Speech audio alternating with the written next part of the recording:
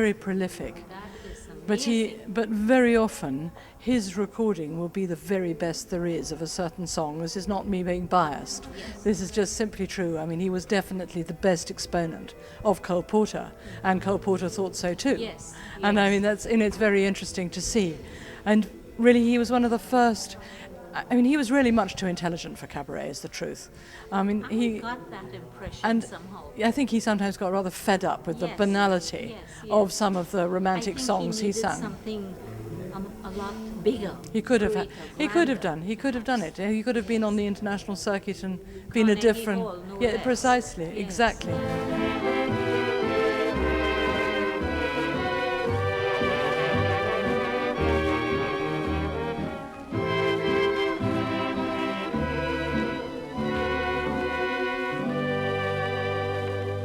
East of the sun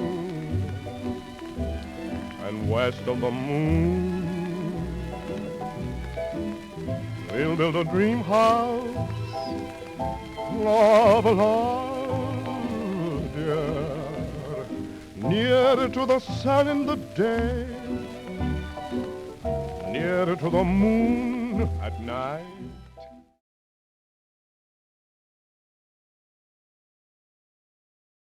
Little piggy went to market. This little piggy stayed home. This little piggy had roast beef. This little piggy had none. How I recall my dear old mother putting me... Gabriella Hutchinson Marks never knew her father, Leslie, and the son, Chris Hutchinson, knew him briefly before he died. They both, however, continue to uphold their father's memory and his work. Chris in particular keeps Leslie's music alive by singing some of his songs. And this is evident in the story of Hutch, a cabaret the Hutchinson family staged recently in Grenada. The whole experience of coming to Grenada for the first time is extremely important for me. And although I knew that my father was born here and was a son of the soil, I myself had never been to Grenada before today. To come in this way and to be part of a cabaret in helping people in Grenada to know who their son was is extremely important, and I'm delighted to be able to do it. What was the thinking of those who organized this cabaret? What was the purpose of staging it in Grenada at this point in time? Well, hello there. The purpose of staging the cabaret this evening was the culmination of a lot of things. It was a documentary that's being made by an American company about our father's life, and it's a celebration of his life and the music, of course. He was a musician. That was his main job, and communicating during very turbulent times. He was a big star during the 40s and brought pleasure to millions. A lot of the songs he recorded at the time eventually became standards, and it's an honor for me to be singing them here tonight. And it's a celebration of a great man, a brave man, and a bit of a bad boy, but we're delighted to be here. The little that I have read, I recognize so many facets of this person known as Hutch.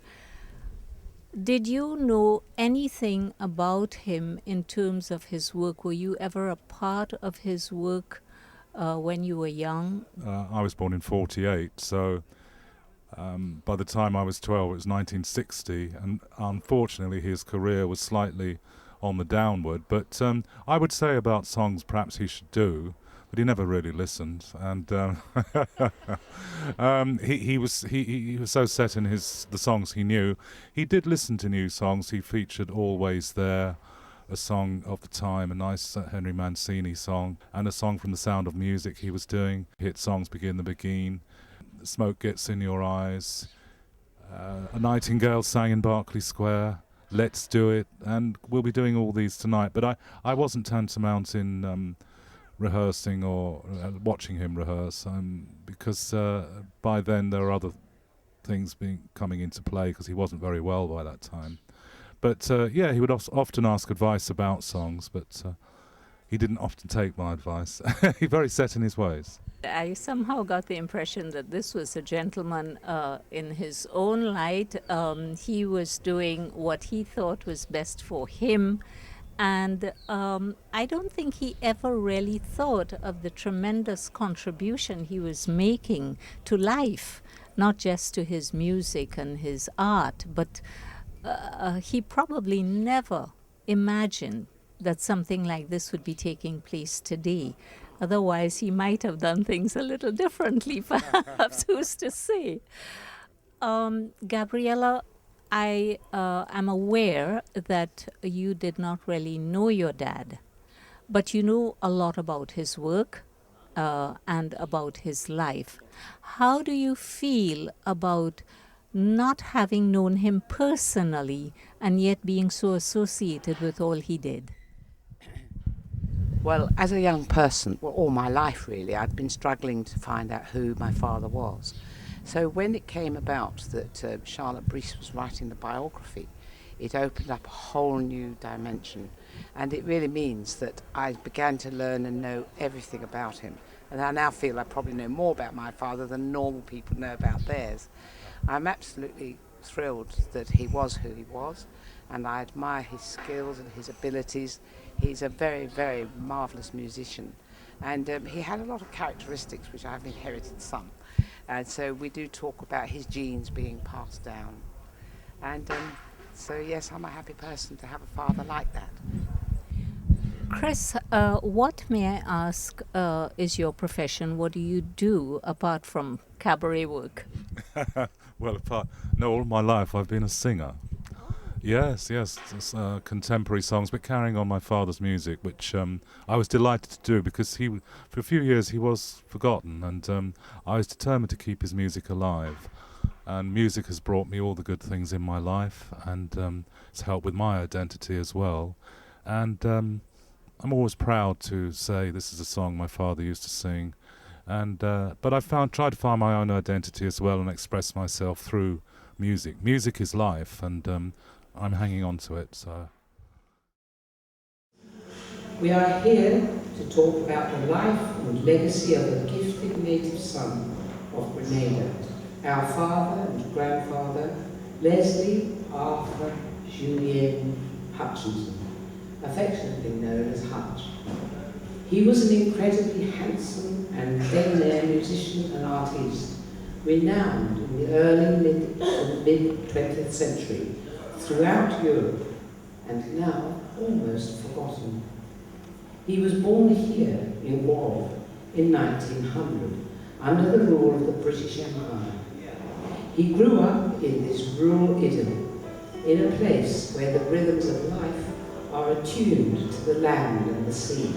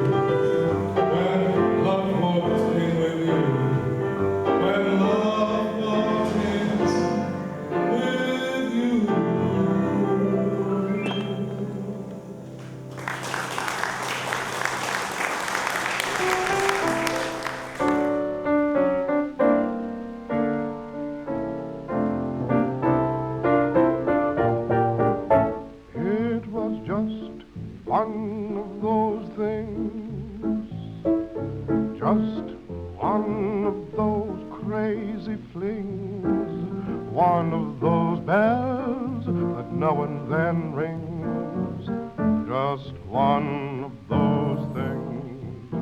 It was just one of those nights.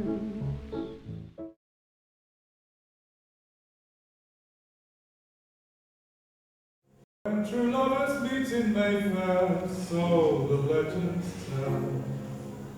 Songbirds sing, winter turns to spring. Every winding street in Mayfair falls beneath the spell.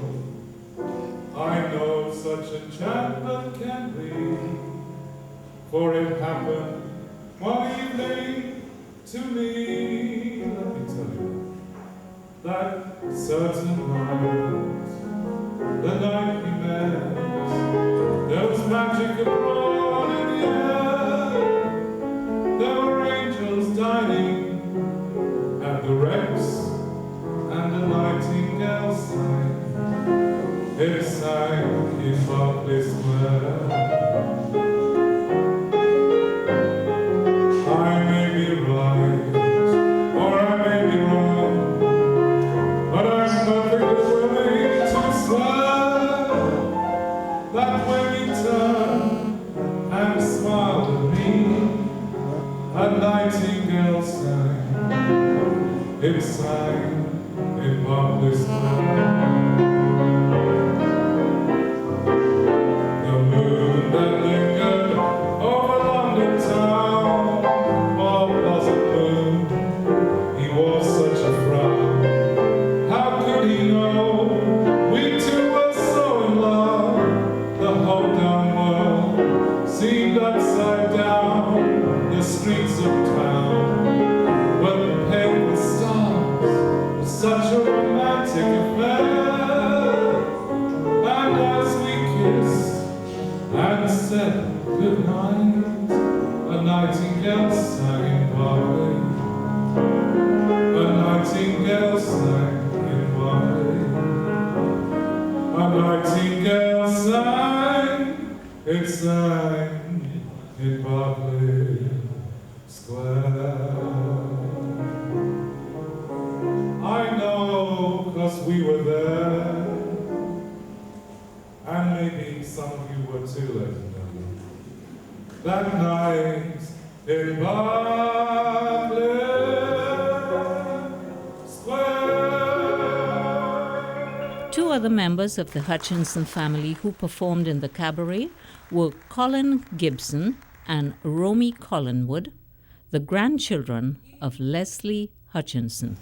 Hutch's charisma and talents, his aristocratic friends and illustrious connections made possible his entree to high society and helped him overcome the considerable cultural barriers of the era. As his star began to rise, thrill-seeking high society devotees in London began to take notice and compete for his services. Hutch, being ambitious, with an eye on the main chance, obliged, singing and playing in his romantic style in exclusive salons and in society parties. He also played and sang in the Ambassador Club, Café de Paris, the Blue Angel, and many other top London nightclubs.